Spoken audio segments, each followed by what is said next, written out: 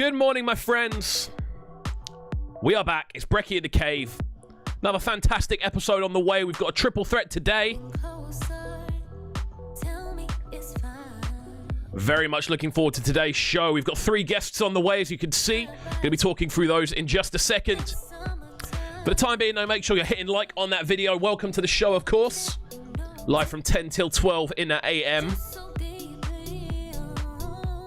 Running loads of fresh music, loads of new news to talk about. Football's back tomorrow. Woohoo! Let us know how you're feeling in the comments section as well.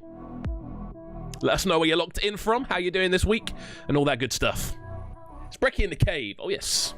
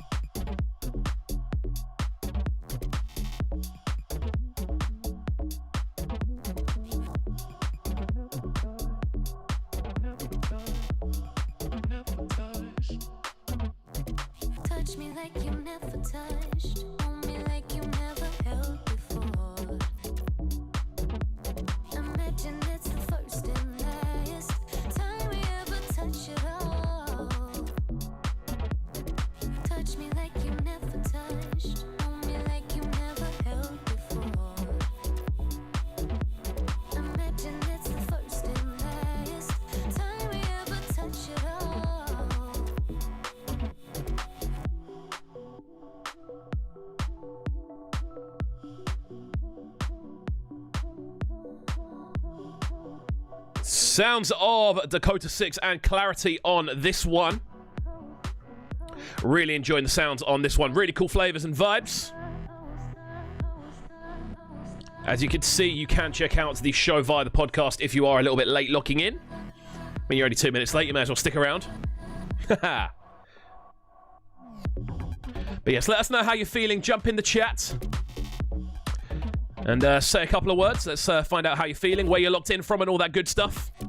Out to the Acid Astronaut saying, really well, man. Thank you, and yourself. I'm feeling good today. I woke up a little bit later. I can't lie to you guys. I can't lie. I woke up a little bit later. I stayed up quite late yesterday getting a load of extra bits done. Why is my phone on loudspeaker? It's never on loudspeaker. But yeah, I stayed up yesterday getting a load of extra bits done, you know, getting up to date with things, staying ahead of the curve. Is it curve or curb? I've never known, but we're going to run with curve for the time being. But yeah, got a load of extra bits done, obviously loads of show prep and stuff. Obviously, we're looking at looking at that process of heading back into Trickstar Radio moderately soon. We are still going to be live streaming the show. We'll most likely be doing a 9 till 10 stream for the final hour of the show and just have guests during that period. It makes more sense to do, especially as we transition back, because people are still working from home, so I don't want to be up too I don't want the show to be like running from too early, because it would get a little bit difficult, you know. It wouldn't really make much sense. So let's have a little look around what we've got going on today then. News wise, we're going to be looking at a couple of bits. We're going to be looking at have we looked at that? We've already looked at that. Let's have a little look at this then. We're going to be looking at a man horse cart refused service to the KFC drive. That's a really weird title for an article. I'm going to open the article up now and have a little look at what it actually means, because the title of this article literally reads, "Man horse cart refused service KFC drive."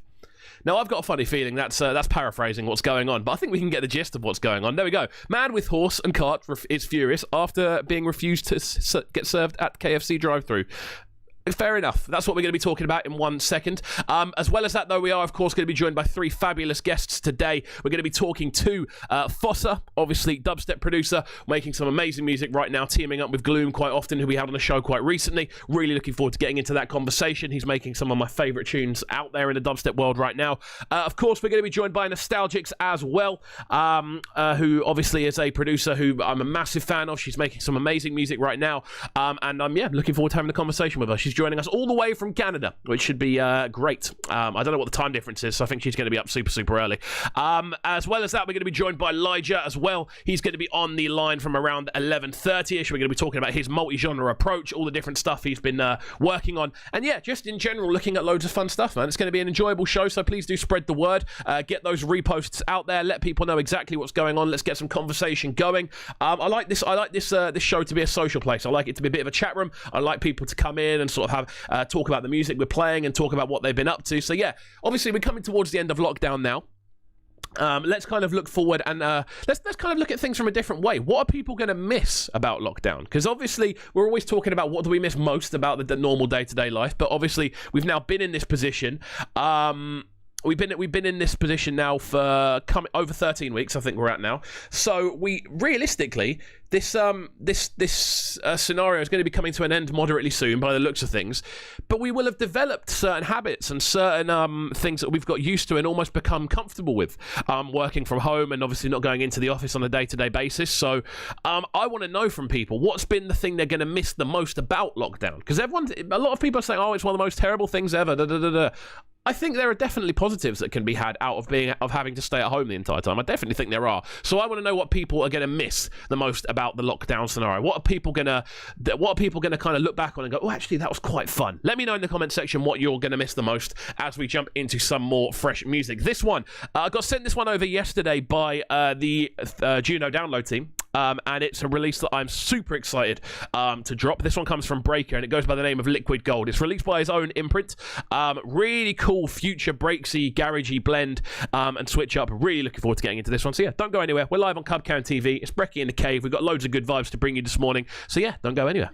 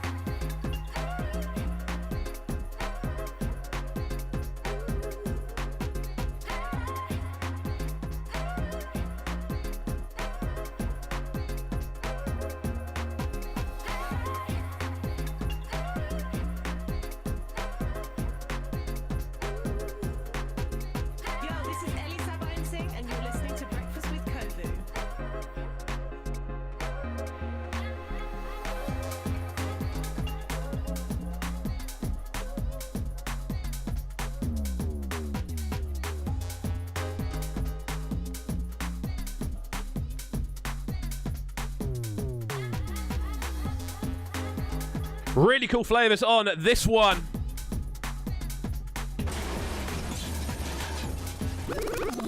You know what? We're pulling it up this morning. It's a banger, this one, coming from Breaker, going by the name of Liquid Gold. I'm really liking the vibes and sounds on this one.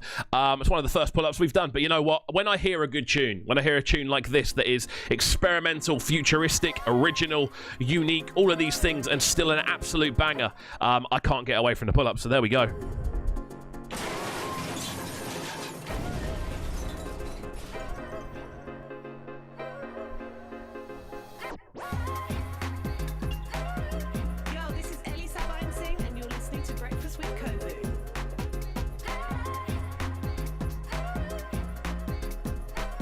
Wavy flavours, sounds of Breaker. This one, Liquid Gold, out Friday.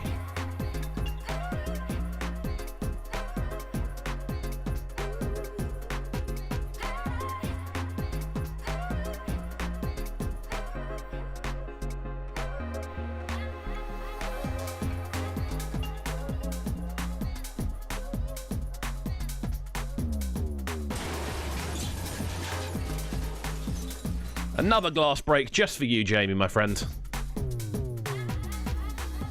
I absolutely love this one. Out to my locked-in crew. As I said before, make sure you are hitting that like button. Make sure you're hitting the subscribe button as well if you are a new listener. We do stream Monday to Friday here on Cubcam TV from 10 to 11:30 for the time being. Today is a 12 o'clock special. Got an extra interview in the works. Out to JD Samdi. International crew. That's what I'm talking about, my friends. 3000 bass crew inside as well. Out to my regular listeners, you know. You make this worth doing.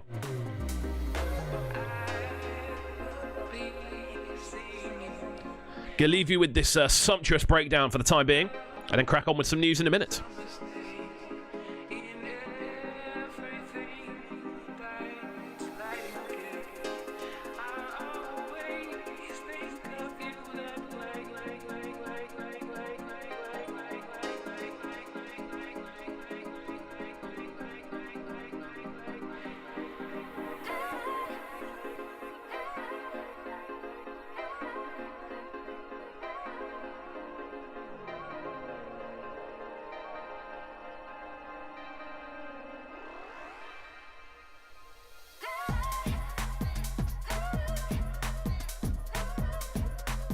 Yo, it's Phossa. You're now locked into the breakfast show with Code. Anytime it's live, you have to go true. Make sure you subscribe to the YouTube channel right now. Cubcam TV. Stay locked. Thank you for the kind words, Phossa.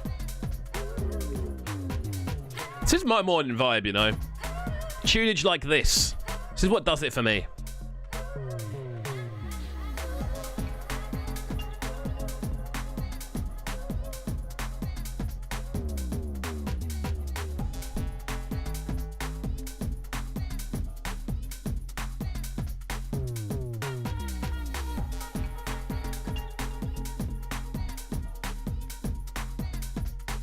I'll tell a man like JD Samdi, the sleep schedule hasn't been worth fixing.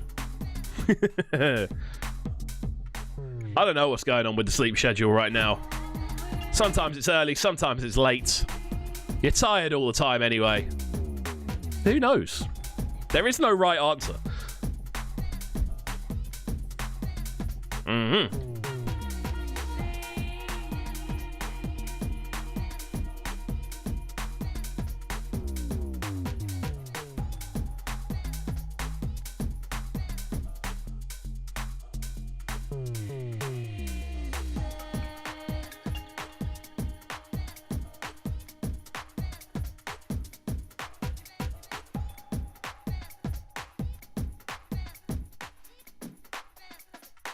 Lovely stuff on that one coming from Breaker, going by the name of Liquid Gold. That one is out on Friday. I tell you what, I don't normally run 5-minute plus tunes on this show, but that one ran the entire way through and got the reload. So that's how much I'm enjoying that one. You can definitely expect to see some written content about that one floating around the internet from me over the course of the next week or so. So let's jump into our first bit of conversation this morning. Let's have a look at our first bit of news. Man with horse and cart is furious after being refused service at KFC drive-thru. Now, I would be furious as well. One, because if I'm at a point in my life where I'm having to move by horse and cart, I'm going to be probably angry at a few things. Secondly, if you go all the way to a KFC specifically to get a drive-through, you get turned away because you're a horse and cart, you're probably going to be a bit pissed off. But let's have a little look.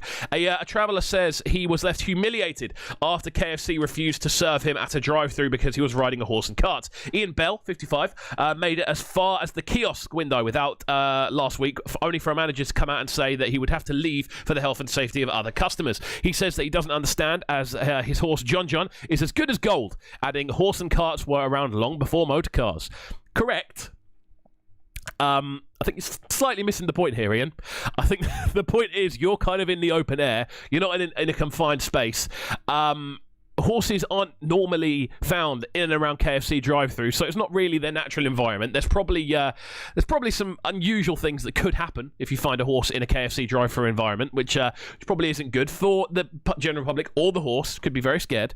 But yeah, he says he doesn't understand because the horse and carts were around long before motor cars. Now, lots of things were around before motor cars.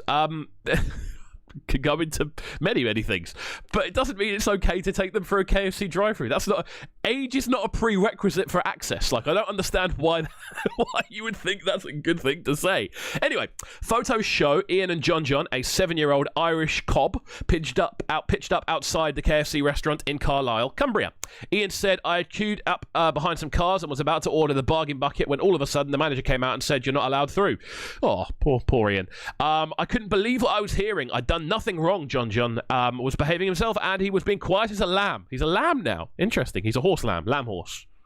Sheep horse. Horse sheep? Horse lamb. Lamb horse. That sounds best. He's also a very well-behaved horse. And he's a horse as well. There we go.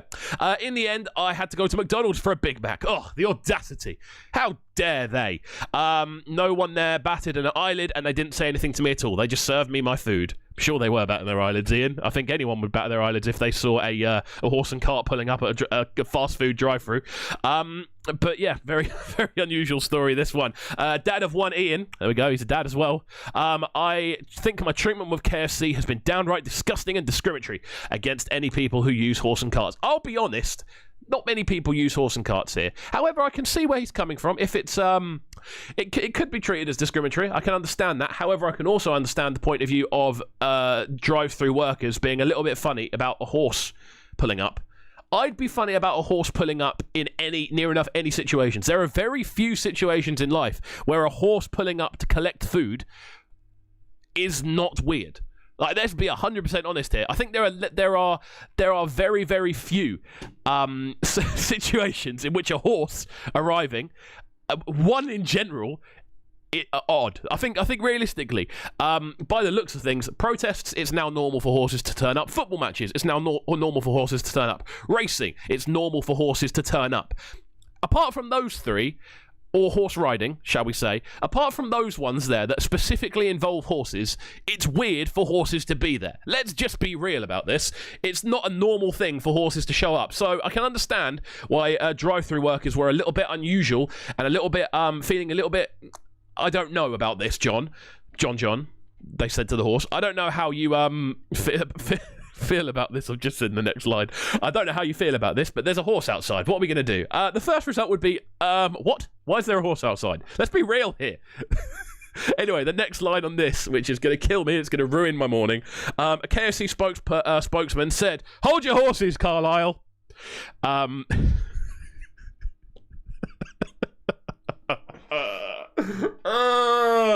It's Tuesday morning, friends. We're not looking to stir up trouble, and oh god, stir up trouble. This is typical Metro writing. We're not looking to stir up trouble, and we're sorry for Ian and John's experience, but for the safety of our guests, it's really important. So we can't allow horse-drawn vehicles in our drive-thrus. Fair enough. Ian lives alone in the seaside town of Silloth, and John resides in a nearby field. The pair often travel 23 miles to Carlisle inside a car and horse box before setting up the carriage and trotting around the streets. So you do have a car. So you could have just gone in with that. Like, let's be real here. You could have just gone in with that. This looks to me like a little bit of troublemaking, to be completely honest with you. Ian said, "Going around the horse and the horse and carriage is just something I like to do. It's also good training for John. What is he training for?" Going to be on this story all morning. The 55-year-old who used to milk cows on a dairy farm is currently out of work after fracturing his pelvis in 3 places when he was flung from another horse last year. So your history with horses isn't the greatest, is it? Honestly, yes, Jamie, I agree with you. Why are people hating on horses because of the police? Listen, I apologise, John. The only other John I know is a battle rapper, so it's very difficult not to call you John the Cob, but... John added, "I love John. She's like a member of my family in the same way some people love their cats and dogs. Very fair. I'm not mad at that. It wasn't for him, I wouldn't be where I am today." Nice sentiment again. John said he hasn't tried taking the horse and cart through any other drive-thrus, but added if he is keen to see if Burger King will let him. So what you're basically doing here is going, what can I get away with this horse and cart? That's what you're saying here, John. Not John. Ian and John. Anyway, that's the first news story from today. Very, very No, we're not doing horse puns. We're not doing horse puns. Okay, we're not doing horse puns. 3,000 base crew who say why the long face, John. I'm assuming you meant to say why the long face, not what the long face. What the long face? Is that a phrase? Yeah, anyway, let's crack on then with some more bangers, because I think we could be here all day with this. Let's listen to some new music. This one, spacey stuff coming to us from Orbs, his remix of Time and Thulani's Overtime. Really cool tune. This one drops on Friday via Barbecue Beats on Punks. Don't go anywhere, guys. We're live on Cubcam TV. Keep it locked for more enjoyable interviews. Oh yes.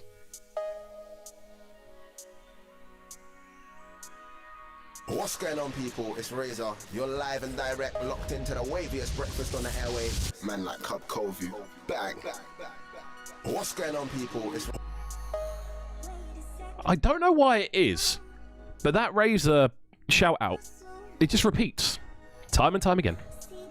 No idea why.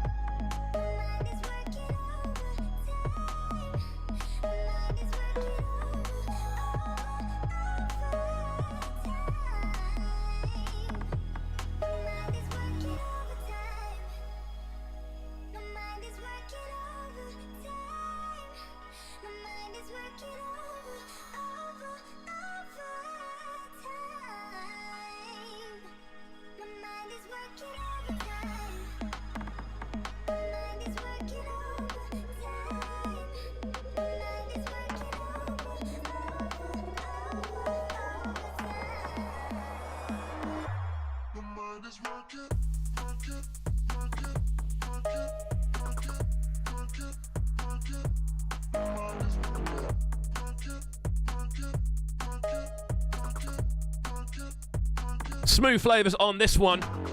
Out to a man like Orbs. You can catch his interview on the show. It was on last Monday, I believe.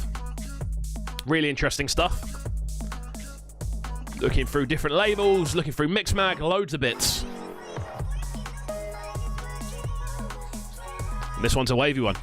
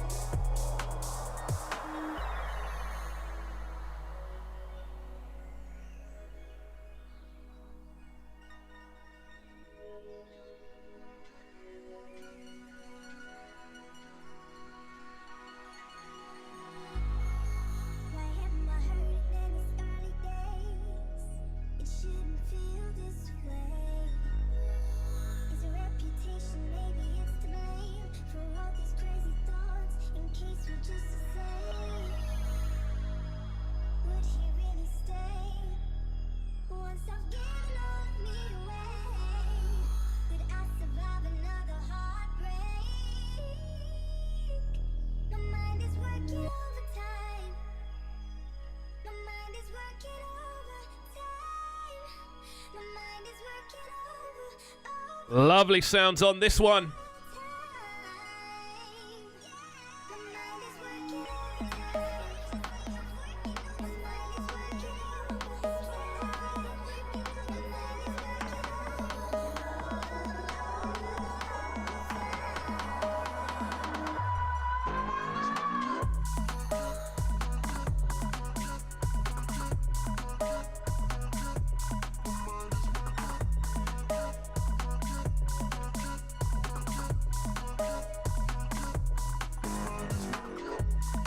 Out to the JD Samdy saying, thinking of taking a break from social media. I wouldn't blame you at the minute, sir. It's a bit of a minefield. It's very easy to get wound up. Very easy to feel a bit hopeless. So I don't think anyone will blame you at the moment, to be honest with you. I know a fair few friends who are doing similar things. It's just a bit, I don't want to say depressing, because that's the wrong word. I think realistically, yeah, if you're white in this scenario, you're kind of supposed to be depressed about what's going on. I can't lie.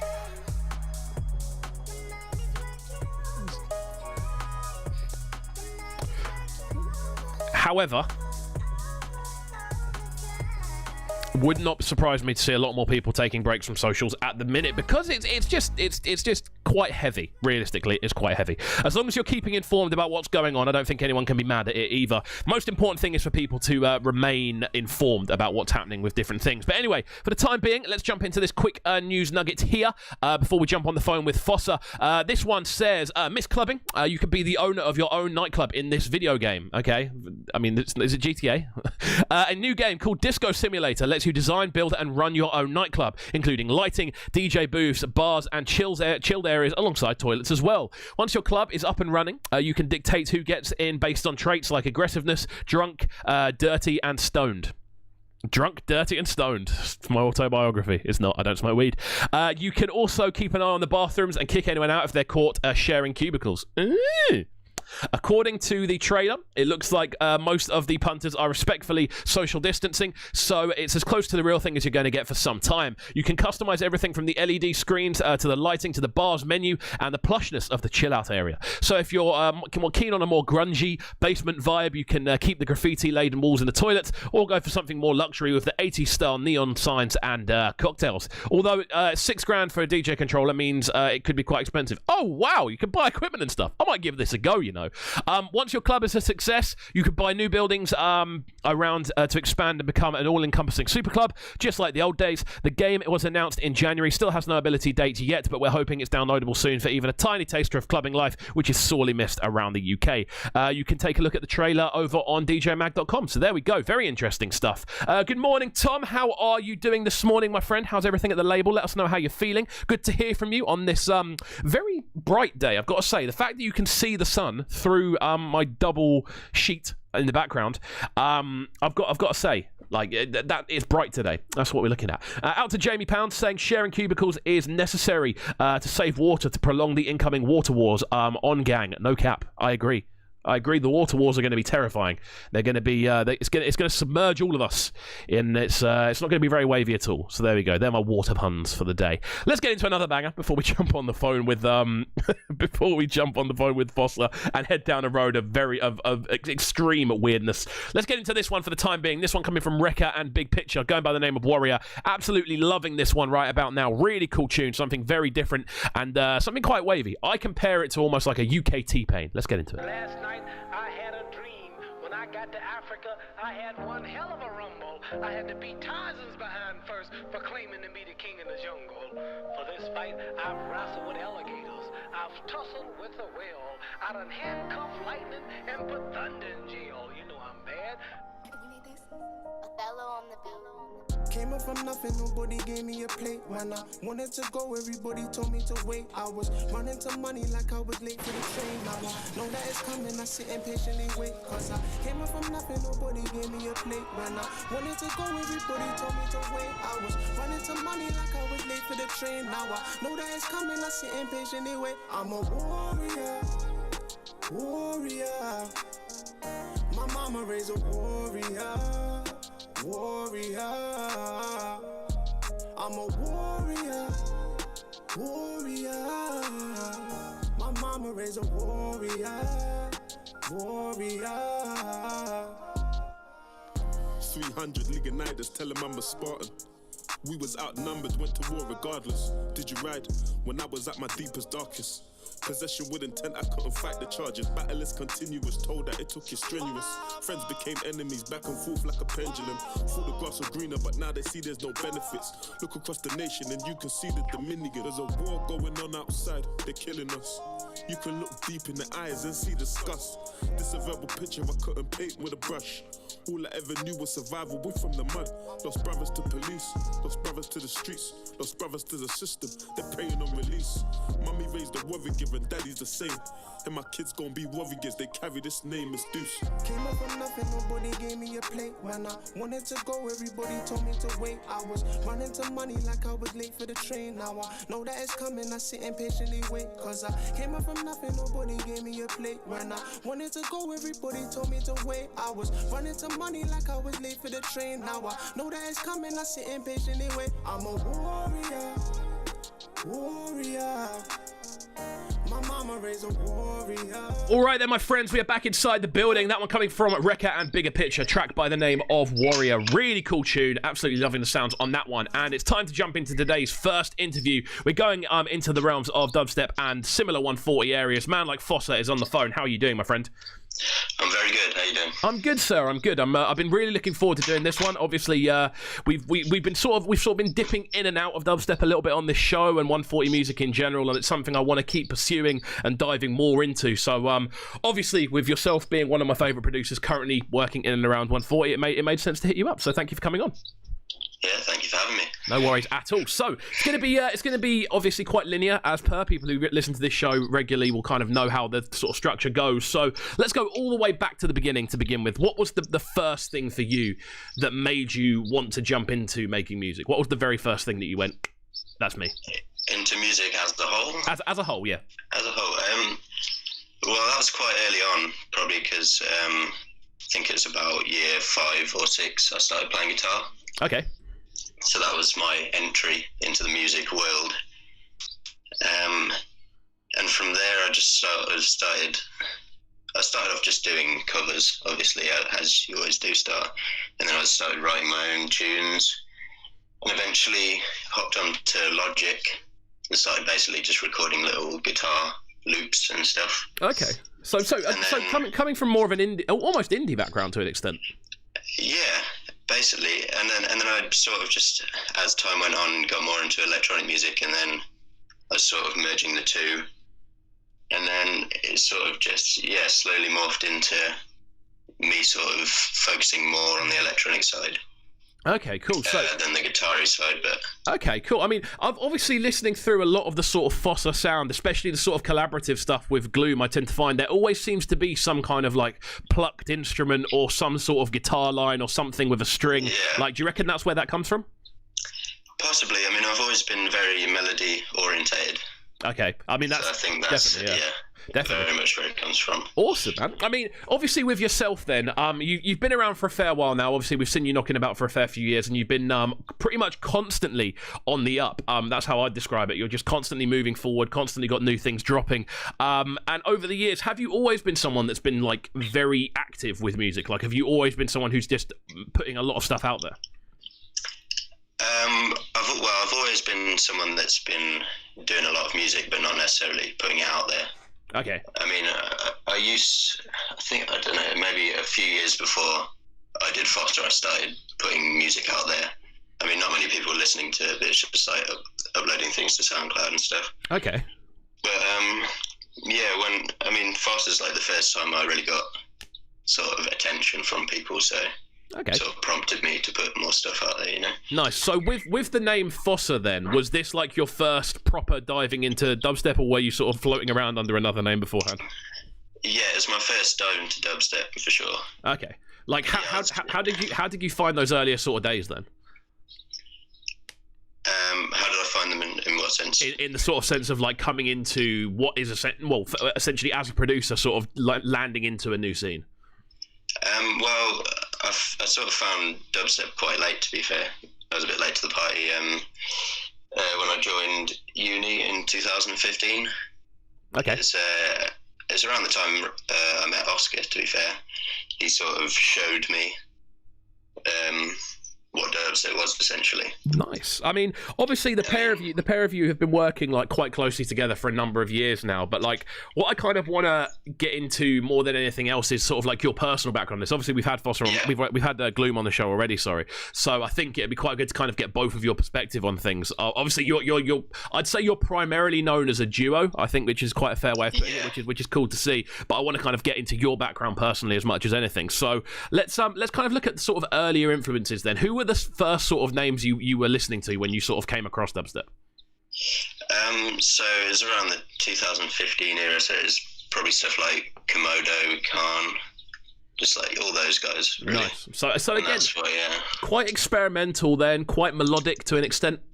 Yeah, so, yeah, because I never really came into it when it was like the OG stuff, you know? Yeah. Like the old school stuff, so I was, that was never really what I was into. I was more into the like melody-based stuff with the experimental gants and stuff like nice. that. Yeah. And I think that's something that comes through very heavily in your in the sound that you guys are putting out there. I mean, it's been a very kind of busy, I'd say 3 years more than anything else. There seems to have been release out like once every 2 months to begin with. Like, how did you first kind of get that relationship going with Gloom? Like, how did you two meet? Well, we met at uni because we did the same course. Okay. It was actually a team building exercise thing that the class did. Well, as in one of those things where you just kind of get put into groups and then you just kind of have to work with it. Yeah, we got put into groups and had to like find places on campus. Oh wow. Yeah, and I just ended up walking around with Oscar, got talking, and then Wicked, man. I mean, that I've got to say that might be a very successful example of team building working. Yeah. For sure. Wicked. That's sick to see. Okay, cool. So we've got loads of stuff on the way today in regards to sort of music and things we're going to play. We've got 3 bangers to play for you, which is going to be very enjoyable indeed. Of course, if you are locking in via the podcast, you won't be hearing the music. You can check out the music via the YouTube show. But apart from that, we do cut the music out just to make sure we're not throwing any exclusives out there onto Spotify for the long term. And of course, so we don't get flagged for copyright. I don't want to get flagged for copyright on a podcast. That's an annoying thing. Okay, for yourself then. In regards to those sort of earlier bits, what would you say is the sort of thing you've been most inspired by dubstep? What was the thing about dubstep that you, when you heard it, that made you want to make it? Well, I mean, the first sort of experiences of hearing it were out in clubs. Okay. So it's just quite a new thing to me, because all the clubs I've been to previous to that were just sort of your standard clubs that play like chart music or whatever. Yeah. So it was a very new experience, and I just like the weirdness of it. Okay. And yeah, it's just attracted me quite a lot. Nice, man. I mean, I think that first kind of experience of hearing dubstep, and I'm going to say the phrase proper dubstep, in a club, I think it is something that you can't really explain that experience unless someone else has had it, I feel, because it is very much a thing of getting like it's almost like getting punched in the stomach by something you can't see. Yeah, that's probably a good way to describe it. I mean, it's something you never kind of forget, and I would definitely say, to an extent, that first feeling of like almost hearing like a blowy sub, you know, so when you kind of hear, when you can hear a speaker working to make frequencies happen, that sort of experience is something that that first like joyous moment is something you do only ever get to experience once. And if you haven't ever gone to a dubstep rave, people, Locked In Crew podcasters, go to a proper dubstep rave at some point in your life, and it will knock your block off. It's a phenomenal experience. So let's get into our first tune then. We're going to get into this one from yourself. It goes by the name of Lotus. Talk to me about this tune, like how it came together, and yeah. Okay, so this tune is sort of the last tune that was put together on the White Peach release. Okay. The other 3 tunes have sort of been floating about for a little bit. This tune was originally actually 2 projects, because on the second drop there's a vocal bit that I sort of had a project based around, but I just couldn't get it to sound how I wanted it to. Yeah, okay. But Zara really liked the idea, so he sort of pushed me to go further with it, and then I ended up just making 2 projects and moulding them together. Amazing. Well, we're going to get into this one now then. This one is Lotus. Phossa is on the line. Don't go anywhere, people. Keep it locked. We're live on Cubcam TV. It's Brekky in the Cave. Oh yes.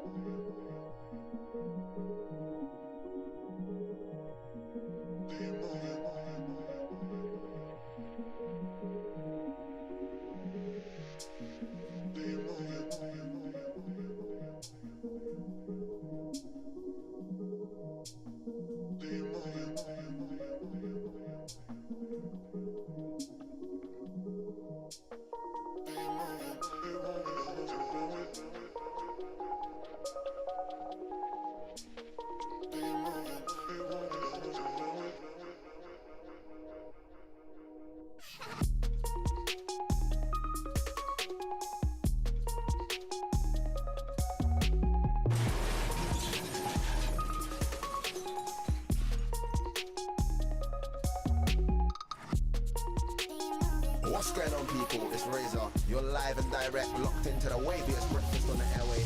Man like KXVU. Bang.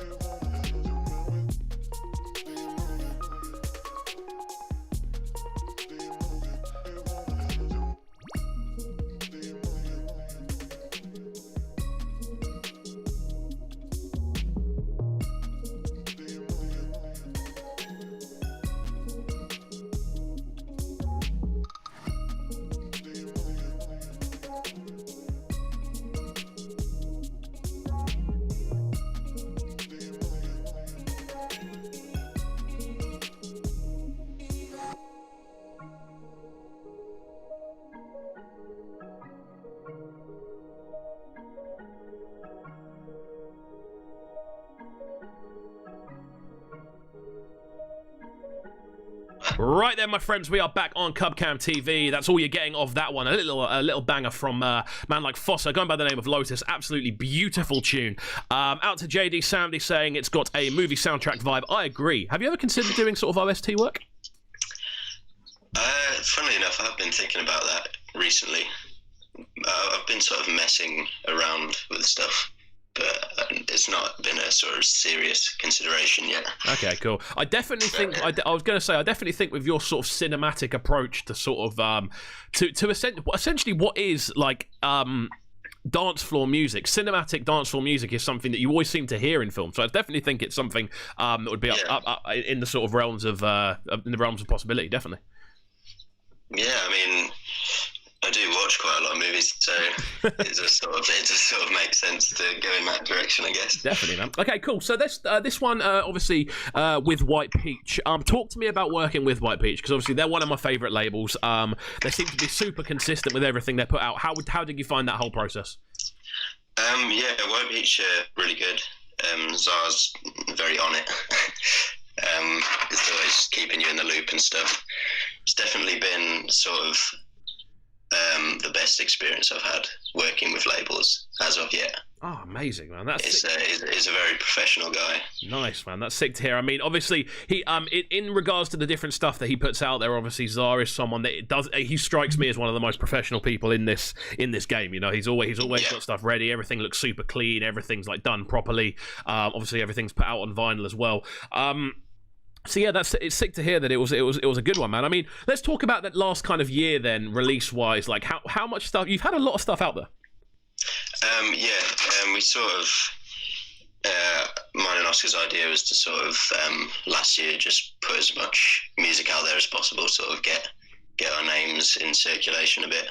Okay. And then sort of hold back a bit. Nice. For the next year and just sort of be a bit more selective. Okay, so you've almost kind of like you almost like done like a blast out, basically just get as much stuff out there as possible and then kind of let it settle more than anything else. Yeah. Nice. Basically, yeah. I mean, with your sound, like obviously you two work in a collaborative fashion. Like, how do you kind of work yourselves around that? Like, do you go to each other's houses? Do you do stuff over the internet? Like, how does the collab process work?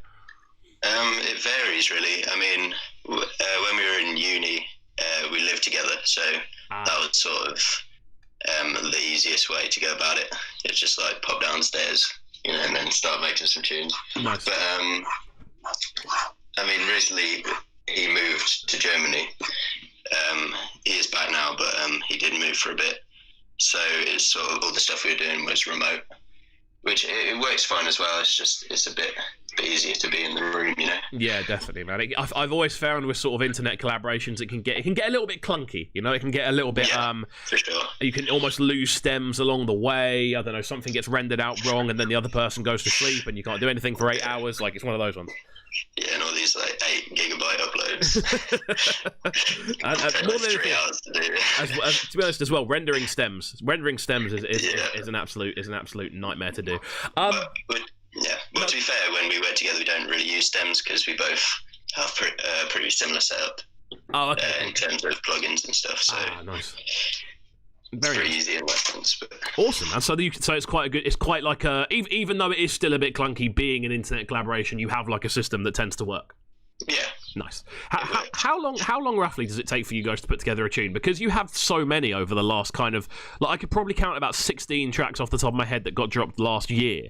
Like how long does it take for you on average when you're working together to put to finish something? Again, it varies, but I mean, it's definitely quicker when we're in the same room. I mean, so, some tracks sort of take quite a while because it can be hard to know what to do next or whatever. So we'll sit on it for maybe a couple of months or something and go back to it. Nice. But yeah, during that year is well, all the stuff that came out last year was written the year before, basically. Or most of it. So up until last year, you were very much kind of ahead of the game more than anything else. You were it's like we had the tunes, and it's just a matter of finding where to put the tunes, essentially. Awesome. Not all the tunes, but most of them. Okay.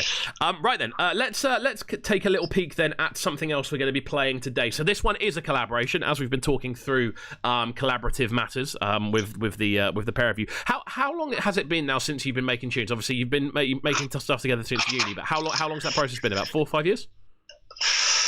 Maybe a bit longer. I mean, it's only sort of when a couple of years before uni where I was sort of taking it seriously, I guess. Like before, it was just sort of messing about, recording stuff with my guitar and just, messing around with sounds. But then it's more recently that I sort of got a bit more into deep into it, if you know what I mean. Yeah, that makes sense. Okay, cool. So let's talk through this one then. This one goes by the name of Vessel, from yourself and Gloom. How did this one come together? This was probably one of the last tunes that we wrote when he was in the country. Okay, cool. So it's sort of we wrote a few tunes in, I think it was like a weekend or something, because we just wanted to we had an idea for an EP for a certain label, so we just sort of knuckled down and got these few tunes done. No. It's not coming out on the label that we thought, but it is coming out on a good one. There we go. Like when you're kind of making music, then obviously you said there you made it with a certain label in mind. Is that like a normal thing for you guys, or do you just kind of, in general, do you tend to just make music and put it where it's going to sound, where you think it'll sound best? It's a bit of a case of both, to be fair. I mean, there's some labels that from the start we knew that we wanted to be a part of. So for those ones, we sort of made tunes a bit tailored around the sounds that they put out. Okay. But some other tunes have just been sort of made, and then, to our surprise, someone's been like, yeah, we want this or whatever. There we go. That's good though, man. It's good to have kind of multiple fields of kind of making sure music gets out there. It's quite easy to get kind of stagnant with it, I find, where you almost expect people to hit you up to release stuff. Whereas if you can do it, like sometimes with labels in mind, sometimes just making music and it gets picked up, that's the perfect kind of system to have. Cool. Right, let's get into this one then. This one goes by the name of Vessel. We are live on Cubcam TV. It's Brekky In The Cave. Man like Phossa joins us on the line. As I've said before, if you do want to check out the podcast, you can see in the top right hand corner of the screen up there, you can see that you can check it out on Spotify, Apple Music and SoundCloud. The show usually goes up about an hour after it finishes, once I've had a chance to edit it, so you can check it out there. As well as that, you can catch my personal socials, as you can see, on Instagram, also Facebook, alongside Twitter and SoundCloud. All of those available at KXVU. But Phossa, what is the best social media tag for people to get you on? I believe my Instagram's at Phossa UK. Okay, cool. With an underscore between Phossa and UK. And then, or just on Facebook, just type in Phossa. Nice. Should come up. Right, cool. Let's get into this one then. This one, Vessel, Gloom and Phossa. Don't go anywhere. It's Brekky In The Cave. Oh, yes.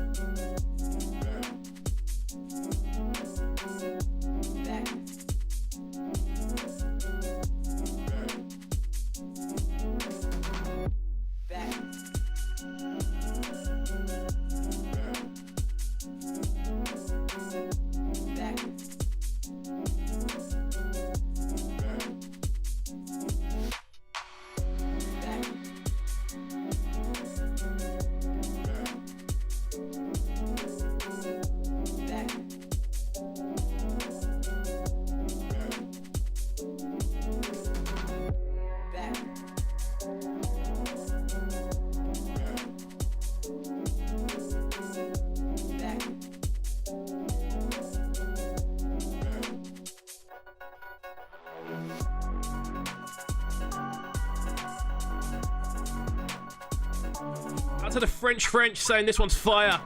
Out to JD Samdy saying, oh, there we go. You've gained a follower. Good stuff.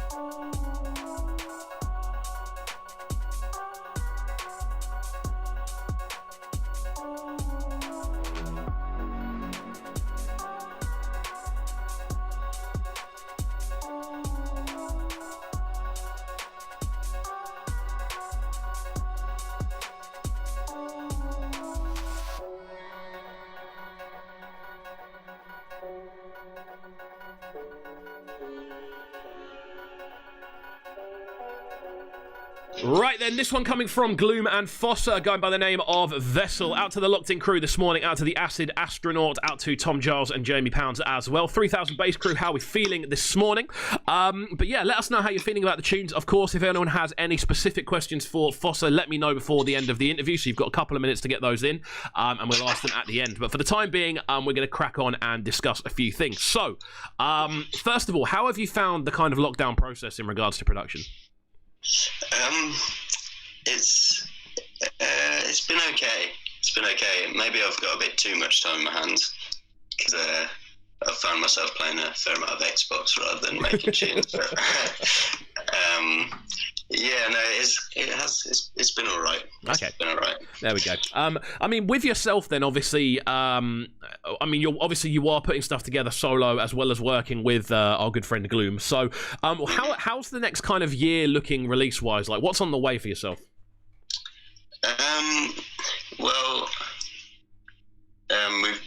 That tune that you just played is going to be coming out at some point. Oh, we got exclusive business. That's what I'm talking about. We got the exclusive this morning. Bang, bang. Yeah, that should be coming out this year at some point. Nice. And then me and Oscar are working on a bit of a secret project that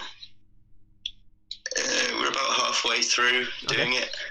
And yeah, we're just going to sort of get that finished and then work out what we want to do with it, really. Nice. But other than that, not much planned, really. Okay, cool. So it's pretty much kind of like an open year following an absolute kind of barrage more than anything else. Yeah.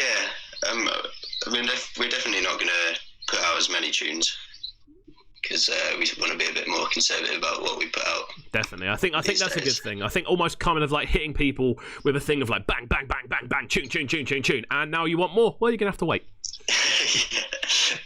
It's quite a cool way. It's quite a cool way of doing things. Okay, cool. So let's jump into a little bit of a Q&A just to round off. What would you say your must-have studio snack is? Like, what's something you have to have in the studio when you're making music? To be honest, I don't really have much in my studio. I don't have like a MIDI keyboard or anything. I just use like the musical typing. Oh wow! And yeah, just a good pair of speakers, really. I use HS7s, Yamahas. Nice. Which sound good, yeah. Oh, nice. That's about it, really. Wicked. All right, then. You don't need too much fancy stuff, some nice plugins. Nice. Right, next question on the list then. Tea or coffee? You have to pick one. To be honest, I'm not much of a hot drinker. To be honest, I'd rather just like have a glass of juice or something. I've got a very ethereal question that's just dropped in from someone in the chat, which I don't know if you've seen, but I'm going to pass it over to you because I think you'll probably answer it better than me. If you write a book about failure and it doesn't sell, is it called success? That's a deep question. That you can say. I think to be honest, just say yes or no. I think that's the only way to answer it. I'm gonna say yes. You're gonna say yes. Okay, good. I'm gonna say yes. There we go. Right, we've got. Let's just do a couple more then. In regards to the music you're making currently, if you could have one person remix one tune of yours, what would it be, and who would the remixer be? Oh God. Let me have a little think about that. What a tune that's already a tune that's already out there, one that people will be able to go and find. I guess it would be good to have a Komodo remix or something like that. Yeah, that'd be cool. Especially maybe of one of the tunes on the White Peach release or something like that. See, I was about to suggest a Komodo remix of Opal because I think that'd be outstanding. Okay. Because Opal was one of my favourite. I think Opal was my favourite dubstep release of last year. So there we go. That's my 2 cents on it. Right then, we've got one more tune we're going to play before we finish up today's interview of yourself. First of all, thank you for coming on. It's been a pleasure to talk this morning. Yeah, no worries. It's been good fun. But yeah, obviously we're looking forward to seeing what's on the way and what else is happening. So I've got a tune here. Now I've got a funny feeling it may be named incorrectly because I don't think this one's completely finished yet. But according to this one, it's called Close To Panel. So talk me through this one. The tune's called Close To. It's released on Panel. Oh, there we go. Yeah. There we go. So this tune, I started last year, and it was in a state where it was essentially finished but not finished, and then I just sort of gave up on it for some reason. And then this year Panel wanted to do a compilation album thing with proceeds going to the NHS, and they asked me if I had a tune, so I'd sort of looked back at this one and it sort of gave me an excuse to finish it, really. Nice. Perfect stuff then. Okay, we're going to finish up with this one then. Dude, it's been an absolute pleasure having you on. Enjoy the rest of your day, and we'll speak soon. Yeah. Thank you. Catch you later. Catch you later. Right then, guys, we're live on Cubcam TV. It's Brekky in the Cave. This one coming from Phossa, going by the name of Close To. We're going to be jumping on the line with Nostalgix in around 3 minutes or so. So don't go anywhere. Keep it locked. Hit that subscribe button as well if it's your first time locking in, and hit the like button as well. Do me a favour. Makes the video a lot more viewable. So yeah, there we go. Don't go anywhere.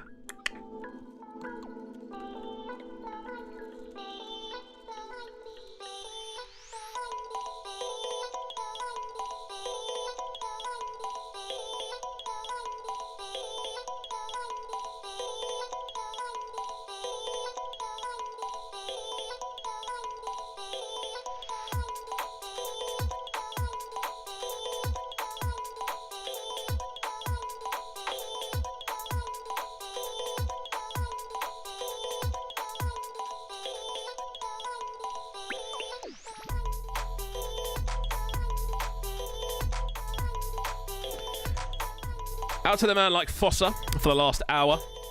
Out to my locked-in crew as well. Let us know how you're feeling. I can see all of you. Not physically. You are just a number on my screen. But you're so much more than just a number, my friends. Let us know how you're feeling, where you're locked in from. Whether or not you're enjoying the show, of course. And yeah, we're going to be jumping on the phone with Nostalgix in just a second. So keep it locked. Don't go anywhere. Yeah.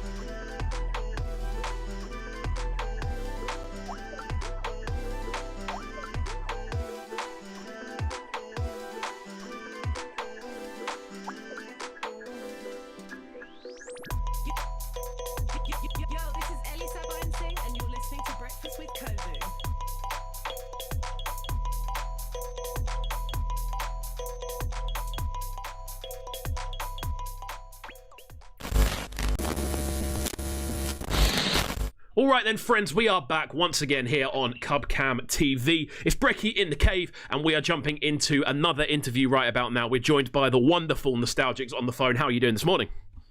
I'm doing great. Thank you for having me. No worries at all. As I've said before, this is definitely one I've wanted to get on the cards for a while. Obviously, we've been speaking a fair bit via email and sending tunes backwards and forwards. And obviously on the Trickstar playlist, we've been supporting the Nostalgix sounds quite heavily. It's really good to have you on. Thank you. No worries. Right, so what we're going to be discussing today, obviously, with these interviews, as we've said before, we keep them quite linear. We try to get quite a lot of background on people because I've always found that when you understand someone's sort of background and roots into music, you tend to be able to understand their sound a lot better, and it tends to hit home a lot more. So let's go all the way sort of back to the beginning. Firstly, by saying, who is Nostalgix? So Nostalgix is a dance music producer. I make my music is very influenced by G house, Brazilian bass. I would say a little bit of big room too. Yeah, I think we're at a point now, especially with the majority of dance music, where there's always a little bit of big room sort of creeping in on the side. Yeah, definitely. I feel like the whole house genre is so there's so many different subgenres, but it all really just blends into one thing. Which is essentially, as we call it, it's almost like the bedrock of dance music at the end of the day. That sort of that underlying 4/4 sort of sound is as you say, it's global now. As you just said, Brazilian bass. There's obviously bass is now a worldwide genre. Kind of going sort of into your roots then, which I'm very kind of keen to dive into. What was the first thing that you found really got you wanting to get involved in music? I just loved the community of dance music and what it was. I remember I fell in love with dance music in my final year of high school. Okay. One of my friends took me to a rave, and at that point I'd never been to any kind of music festival, any kind of rave. I didn't even know that it existed, honestly. So I went and I absolutely just fell in love with the culture and everything there. And as I went to more shows and learned more about it, I discovered house music, and it got me really interested in DJing. Okay, so again, it's a very kind of linear sort of route of sort of discovering the sound and going, oh, I fancy a bit of this. This is definitely a bit of me. Yeah, definitely. I was doing a little bit of promoting at that time. I would run different events at nightclubs, but it was just underage events, and I honestly I didn't know what a DJ was at the time, so I would just I would plug my phone into an aux cord and I would just play out full songs on a club night. Yeah, well, I mean, everyone's got to start somewhere, everyone's got to start somewhere. Yeah, it's really funny just how it's kind of evolved, because at the time I just had no idea, but as I learned more and more about it, I'm this is just so much fun. I just want to do this. It was never supposed to be a career thing or something I was gonna do for so long, but I just wanted to dive into it because I thought it was so cool and so much fun, and I wanted to learn more about it. Definitely, man. I think it's almost it catches you. I feel for most people, dance music, it just hits you, and then suddenly you don't even realize how it's happened, but suddenly you're in the absolute heart of what's going on. Yeah, and it's so cool. It's so cool to see how it's evolved over the years. Wicked, man. I mean, obviously with yourself as well, I think it'd be quite difficult for people not to have noticed the North American accent. Where are you currently based? I'm in Vancouver, Canada. Awesome. How's Canada in general? Because I always hear very nice things about the place. Oh, Canada's amazing. I know I'm a little bit biased because I live out here, but... No, not at all. No way biased. No way. I think people here are just so friendly, and Vancouver in general is just so beautiful and such a great place to live that I think being a creative out here is really cool. I've done a lot of traveling for shows, and there's definitely other places in the world that I love, but Vancouver is just such a great home base. Definitely, man. I think as well, the interesting thing, I was actually looking at this the other day, and I put a tweet out there about it. There is a real kind of argument at the moment to be had that realistically Canada is influencing the music around the world more so than America at this point. Oh, that's interesting. I haven't heard that, but I like that. Yeah. I mean, it's just interesting because obviously I think this might be a UK thing, but a lot of the time when we kind of when we sort of hear we hear the sort of North American accent, we almost naturally kind of assume a lot of the time that it's that the artists are American, and then obviously over time you sort of start to see actually they're from Canada, they're from Canada, and when you look through the list, it really stacks up like quite significantly. Yeah, it's just harder to like distinguish it because the accent isn't so different. Yeah, of course. But so much good music comes from the UK. So much. Oh well, I'm glad that's the case. I'm glad it's seen that way. I'm glad it's seen that way overseas. I mean, I guess from like all over the world, there's like specific genres and like specific sounds that like just influence dance music so heavily. So. Yeah. Okay, man. I mean, obviously, moving on to that sort of discussion around the UK, like, would you say the UK, in regards to the music that's coming out of here at the moment, would you say it's something that you've been kind of caught up in? Would you say you're very influenced by it at the moment? Well, I do release a lot of music on Nightbase, and I would say Nightbase is very like UK influenced. Yeah, of course. They do have a lot of like really amazing UK producers. I would say it's been influencing me more and more. I used to be super into G house. It's kind of what got me started in producing and like DJing. But as I've like gone down the road, UK has been influencing my music more and more. Yeah, I can imagine, man. I mean, the maddest thing about the UK sound at the minute is that it's become so globalized. You know, there's so many different influences that almost bubble into the UK. It's quite difficult for it to be ignored now, I feel, on a sort of world stage. Oh yeah, it's been growing a lot in North America too. Like at festivals, you hear like UK bass so much. Yeah, I mean, great. It's sick, man. It's sick. And obviously to hear that, obviously being based in the UK and to hear about the sort of how it's spreading worldwide is amazing to hear. But obviously we're here to talk about Nostalgix today. We can go off on a mad one about the importance of of UK music, but we're here to talk about it itself. So obviously those earlier sort of days and of getting that sort of influence from essentially being around the club environment, how do you then kind of make the leap from there to producing, for example? So when I was doing when I started DJing, it was supposed to be like something just for fun, but I ended up booking my first show just like through one of the clubs that I used to promote at, and once I did that show, it just kept leading me to more and more opportunities. And like after a year of playing all these really cool, amazing shows, I remember being like, okay, like I've gotten now to play most of the big clubs in my hometown. Like I wanna learn more. Like I wanna dive into actually making music and being able to perform my own songs. Of course. So like obviously it's such a different feeling. Yeah. Like how do you find the sort of process of taking something out of the studio and then hearing it for the first time on a club system? How does that feel? It's always like nerve-wracking because you're like, this might go off, this might not go off, this might not be the right time for it. But I love testing all my like IDs in shows, just sprinkle them around. Wicked, man. I mean, we've got some music to play from yourself, obviously, today, looking into this sort of like talking about yourself and the process behind making music. Let's get into a couple of bangers. So the first one on today's list comes as a collaboration with yourself and, is it pronounced Voody? Voody. Okay, cool. This one goes by the name of Brat. Talk to me about this tune, you know, like how it came together. What's happening with it? Yeah, so Voody and I decided to collaborate on this song. He's a producer in Finland, so I really liked the sound, and we came together to make this sassy bass house record. Hello? You still there? Yeah. Oh, there we go. Cool. Right then, let's get into this one then. Don't go anywhere, guys. We are live on Cubcam TV. It's Brekky In The Cave. The wonderful Nostalgix joins us on the phone, so don't go anywhere. Oh, yes.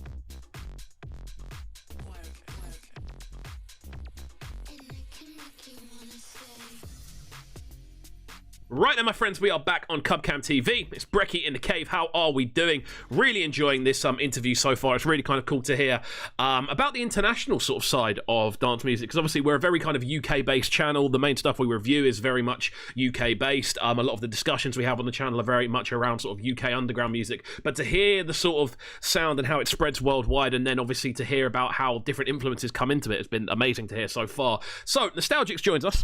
And I'm really looking forward to kind of diving into this next, because we're obviously into the second part of the interview where we discuss what's going on now. So, firstly, let's dive into Nightbase. How did that originally come together, the link up you have there? So, last year, I went to a music production camp with some friends from Country Club Disco. They run like this, they run this party every year during Movement Weekend called like this warehouse party. So I went for like a week. We were pretty much making music, and at the end of the week we're going to this big warehouse party, and AC Slater was playing there.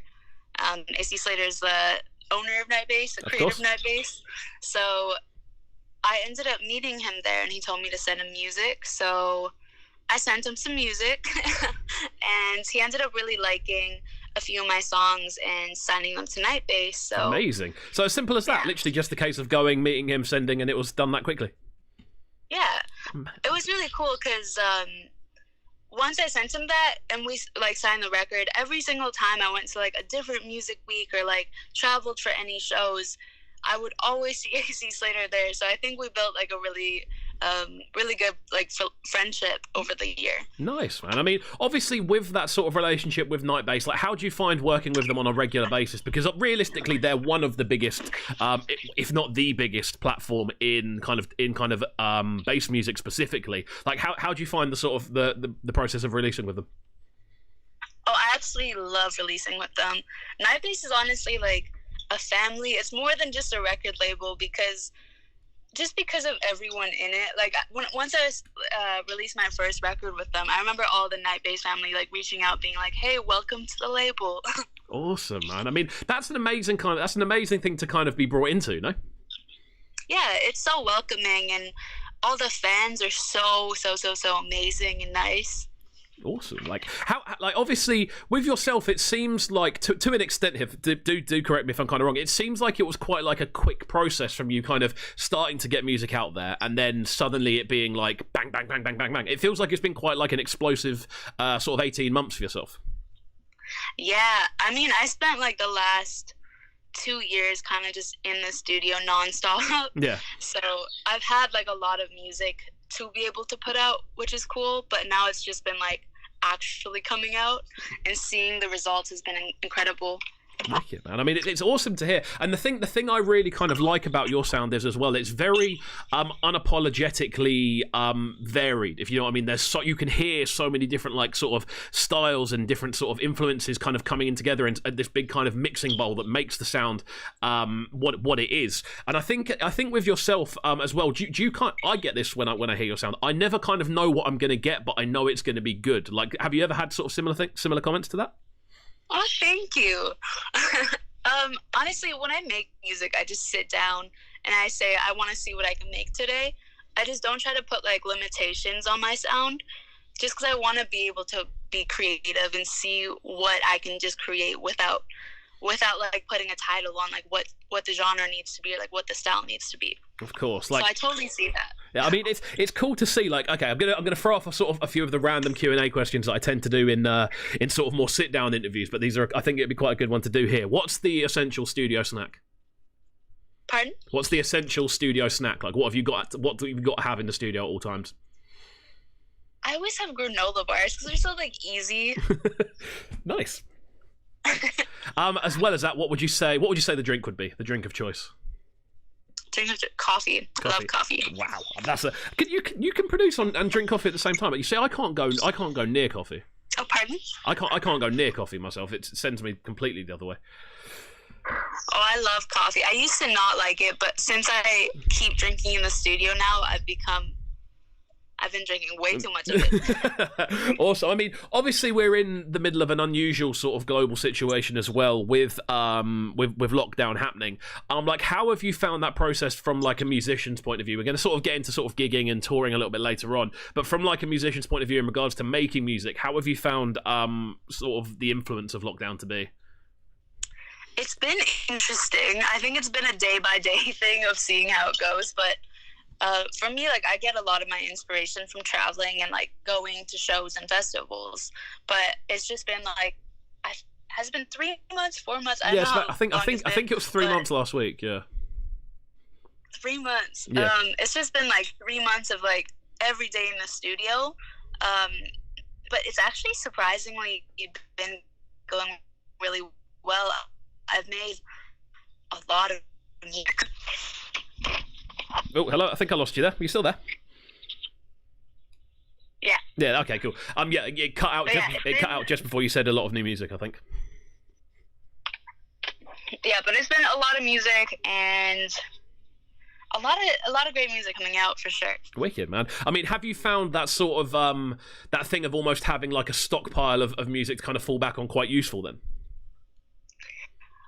Yeah, I mean, I have more than ever right now, which is kind of crazy.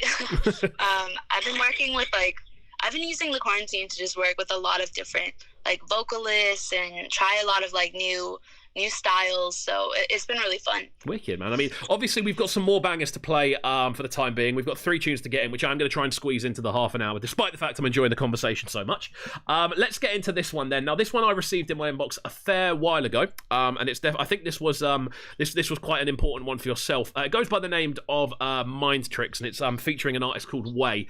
Talk to me about this one. So this is the first record that I signed on Night Bass. It's a very fun, like, UK bass inspired track with a vocalist named Way, who's out in Florida. He is a killer rapper, so I absolutely love working with him, and I absolutely love this record. Awesome, man. Like, how did you find the response? That again, going back to Night Bass again. How did you find the response to this when you put it out there? Like, was there like how would like what was the first reaction you saw to it? This one was pretty wild. I had a lot of people reach out to me, like, telling me how much they love the song and how they listen to it every single day. The response from this one has been really incredible.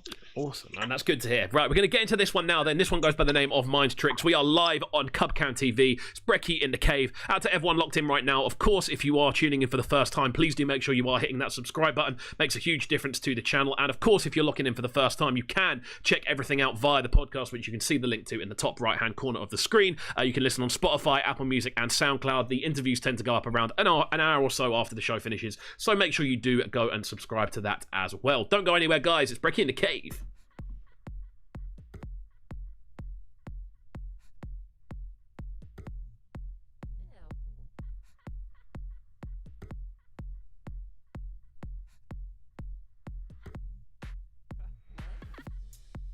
We rockin' that off-white.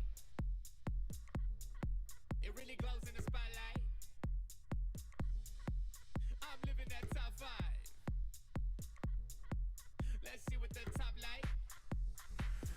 Come and party with the kid. The fullest always where I live. I'm a slugger with the hits, breaking hips and raising fists. Come and party with the kid. The fullest always where I live. I'm a slugger with the hits, breaking hips and raising fists. Come and party with the kid. Come and party with the kid. Come and party with the kid. Come and party with the kid.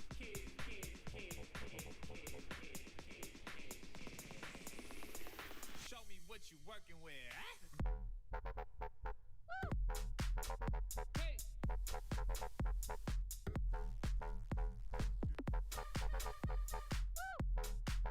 Oh yeah. Oh, you got it like that. You bringing that flashback and making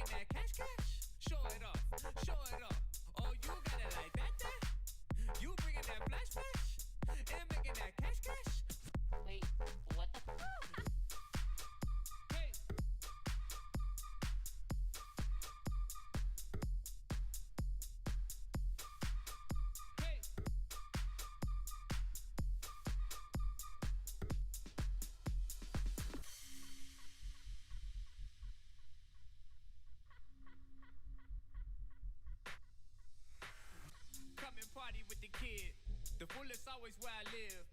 I'm a slugger with the hits, breaking hips and raising fists. Come and party with the kid. The fullest always where I live. I'm a slugger with the hits, breaking hips and raising fists. Come and party with the kid. Come and party with the kid. Come and party with the kid. Come and party with the kid. Right then, friends, we are live on Cubcam TV. It's Brekky In The Cave, and we are joined by Nostalgix this morning. A very enlightening interview so far. So what we're going to do next is kind of talk about the future, what's on the way for yourself, like sort of plans. First of all, like, how have you found the last sort of year, music-wise? Like, would you say you've enjoyed it overall? Yeah, I've enjoyed it a lot. I've gotten to play a lot of amazing shows, put out a lot of great music, so it's been good. What would you say the highlight show has been, if you could pick one out?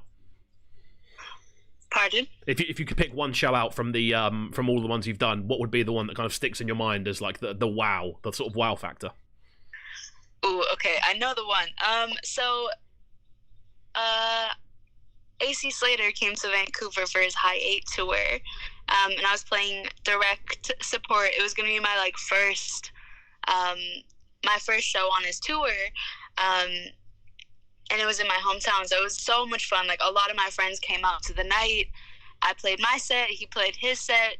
It was just a very, magical night of, everything coming back together, because it was a club that I had played, early on when I just started DJing. Amazing. What was the... How do you describe the kind of feeling you felt kind of stepping out to do that lead support role? It was, I don't know if I could describe it. It was just smiles. I just felt really happy. Awesome, man. I mean, I'm assuming with yourself, obviously, because you are producing quite heavily and you DJ quite a lot. Like, if you could, which one would you say you kind of prefer? Like, a lot of people say they're completely split down the middle. Would you say you have a favorite out of the two? Ooh, DJing used to be my favorite, but now that I've been really diving into producing, it's producing for sure. Wicked, man. I think it's always an interesting thing to ask, because when you kind of see the consistency of someone's production, you tend to kind of assume they are more kind of studio based to playing out, but then you're someone who plays out a lot, so it was one I felt I had to ask. So let's kind of talk post lockdown then. We've got a few minutes left still, so I want to dive into this. What are the sort of big plans for yourself when everything returns to some level of normality? Definitely going to be touring. I had to put my Mandrix tour on pause. So once the lockdown is lifted, definitely going to get back on the road and hopefully go back into the US and go through with the tour. Awesome, man. Do you ever have any plans to kind of come over to the UK at any point? Yeah, I would love to. I actually haven't played in the UK yet. Oh, it's a completely different kettle of fish. I'm going to tell you right now. It's always great fun. So yeah, you guys are wild. This is the thing. Whenever we've had sort of American DJs come over who are part of the bass scene, like an example of this would be Greed and BTW. They came over last year, and I remember them saying that it was just an absolute the contrast in how things are. It was just an absolute madness to them. But yeah, let's kind of round this up then, because we've got about a minute and a half or so before we play the final tune of the day. Well, for this interview anyway. Obviously, we've got more stuff on the way straight afterwards. With yourself then, music-wise, have you got a lot of stuff in the pipeline? Yeah, I have a couple EPs on the way, so it's gonna be a summer full of music. Awesome, man. I mean, can we get any sneaky exclusives? Sneaky exclusives. Well, I do have an EP coming next month with Do Not Duplicate recordings. Awesome, man. How did that one come together then? So Do Not Duplicate recordings is Bijou's label. It was one of the labels I had my first releases on.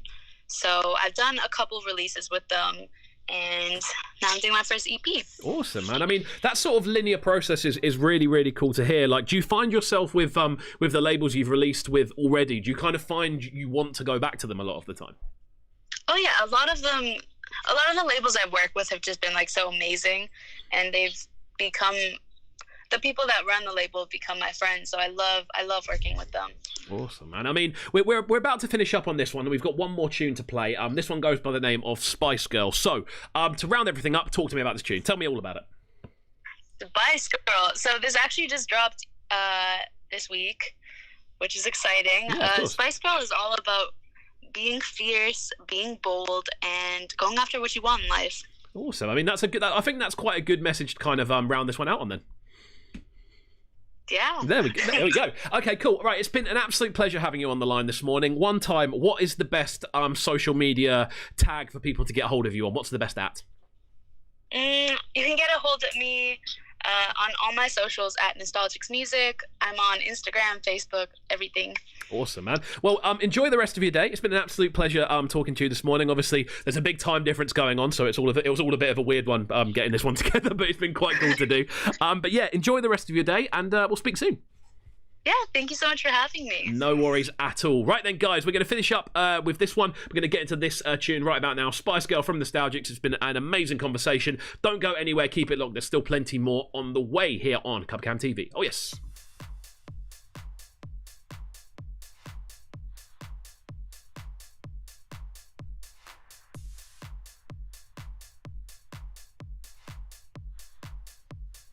Feeling like a Spice Girl.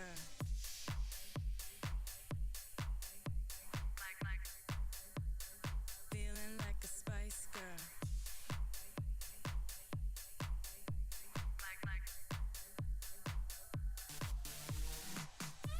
Spice Girl, I'm feeling like a Spice Girl. I'm super sweet, I'm feeling like a Spice Girl. Nice girl, don't you want a nice girl? Let's roll the dice, I'm feeling like a Spice Girl.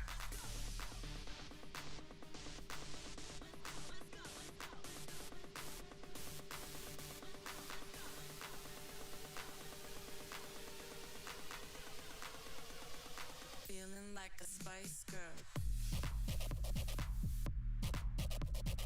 Like, like, like, like, like, like. Like,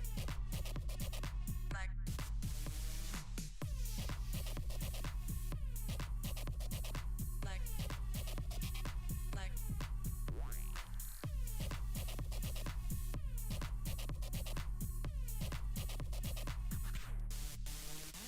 Feeling like a Spice Girl.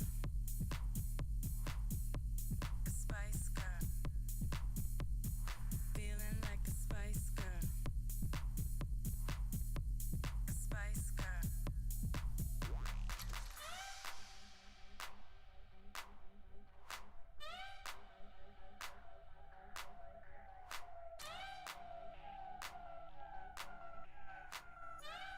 Massive shouts out to Nostalgix for the last half an hour or so. This one going by the name of Spice Girl. We are live on Cubcam TV. Like a Spice Girl. Nice girl, don't you want a nice girl? Let's roll the dice, I'm feeling like a Spice Girl. Bass music worldwide, my friends. Coming up next, we're going to be speaking to man like Lijah. So don't go anywhere. I'm about to get him on the phone. Keep it locked. It's Brekky In The Cave. Feeling like a Spice Girl. Like, like, like, like, like, like. Like, like.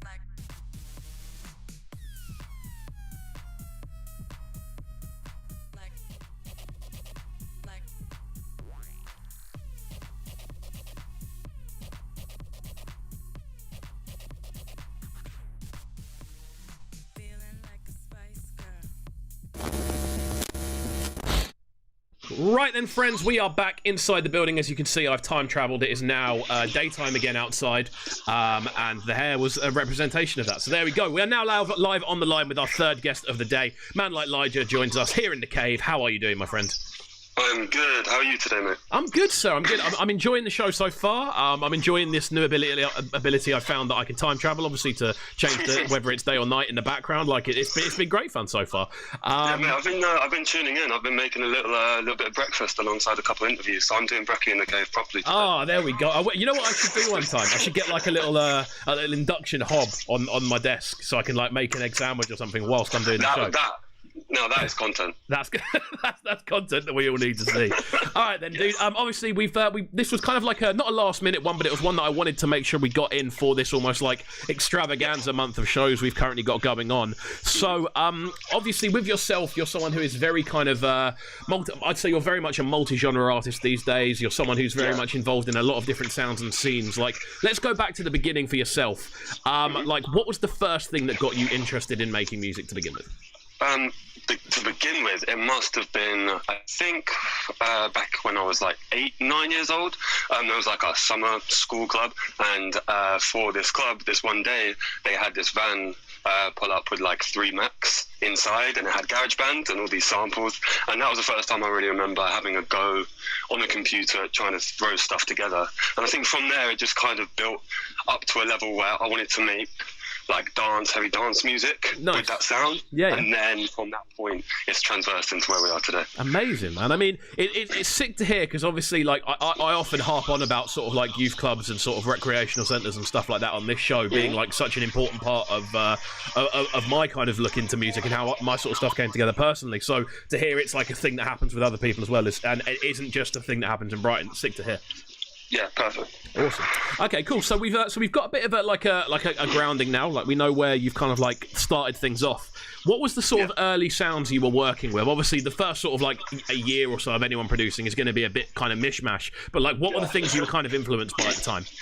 Well, when I first jumped onto Mac to start making Logic and start making music, I was kind of going for like quite I guess ethereal is the word, sound. I didn't really know what I wanted to do, but I know I wanted it to be kind of uplifting and kind of new. But then as I found out about bassline and that whole scene, it kind of transversed into taking the high energy from that and putting that into dance music. And I already had a background with like liking hip hop and growing up on hip hop and reggae anyway, so I kind of like just wanted to merge those few together. Yeah, that makes sense. And I think in that first year I was really focused on sound design and not necessarily the whole structure of my tracks, but like getting a couple sounds right and then just working from there, really. There we go. I mean, it's sick to see, and obviously with yourself, you are someone that has really developed, I'd say, especially over the last sort of 18 months. I'd say your sound has really developed.